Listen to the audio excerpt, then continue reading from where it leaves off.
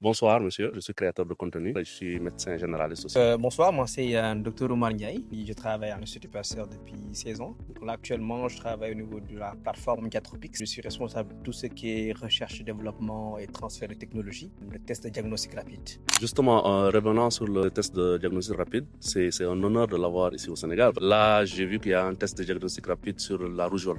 Je trouve que c'est quelque chose d'honorable. Vous pouvez un peu revenir sur ça et me dire ce que ça signifie. Oui, le test de diagnostic rapide de rougeole, donc ça fait partie des initiatives qui ont été lancées par l'Institut Pasteur.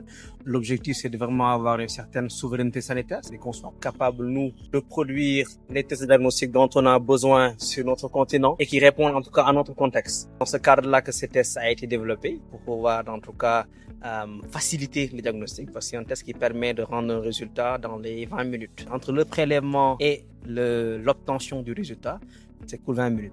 Et aussi, donc, ce test rapide permet d'avoir accès à un échantillon assez facile, parce que c'est des échantillons au bout du doigt qui sont utilisés, ce sont des échantillons de sang capillaire, au lieu d'utiliser des prélèvements qui sont invasifs et qui sont assez compliqués au niveau du patient. Mais est-ce que c'est seulement limité au Sénégal? Je suis médecin de formation, je ne le vois pas beaucoup dans les hôpitaux. J'espère qu'il y a une formation qui est faite sur le territoire national.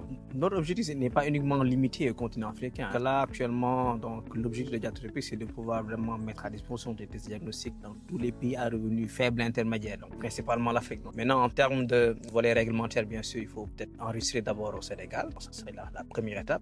Et ensuite, on est en discussion avec des organisations au niveau international, au niveau sous-régional, pour pouvoir vraiment déployer le test à l'échelle du continent. J'ai rappelé tout à l'heure que le test a été évalué par l'OMS, a été évalué et approuvé pour utilisation dans le cadre du réseau Gremlin, donc qui est des réseaux qui supervisent tout ce qui est surveillance de laboratoire de la rougeole. Donc c'est un test qui a déjà été testé et approuvé par l'OMS.